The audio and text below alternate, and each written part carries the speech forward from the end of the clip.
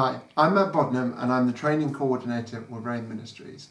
This means that I'm responsible for working out the different tools and training that we deliver to all the youth workers that we're responsible for helping them to become disciple makers. And we'd love to take this opportunity just to share with you one of the training things that we use, and we're going to teach it to you in less than 2 minutes, or I'm going to teach it to you in less than 2 minutes.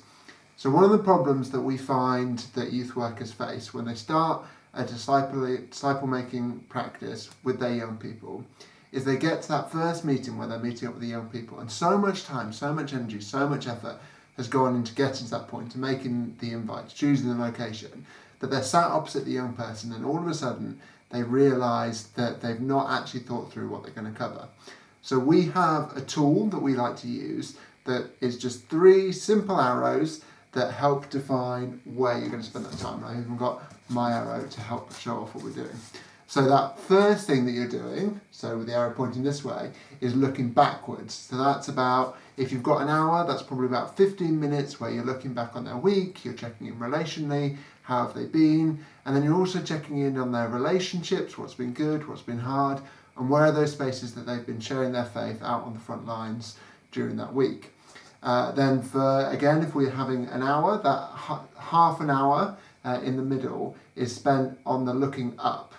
So we move from the looking backwards to now looking upwards, and that's all about investing in their relationship with God. So the thing that we'd really advocate for this time is to just get them in the Bible, get them reading the Bible. You know, we love using the Discovery Bible study system where you're just asking, what does this passage say? What does it mean? How does that impact your life? Who are you going to tell about this? What are you going to do about it?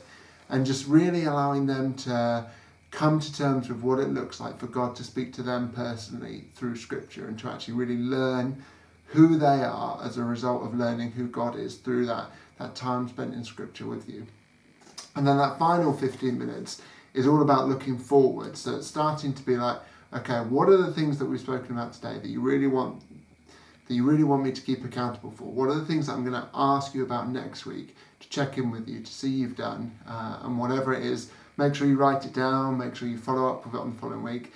And then that final thing is, let's just pray for one another. So if you've got a group with a couple of young people maybe, then it's everyone praying for one other person in the group, so that there's that real sense of community and fellowship and loving one another well. And then that's the hour. So that's the way that we really advocate for leading that discipleship time.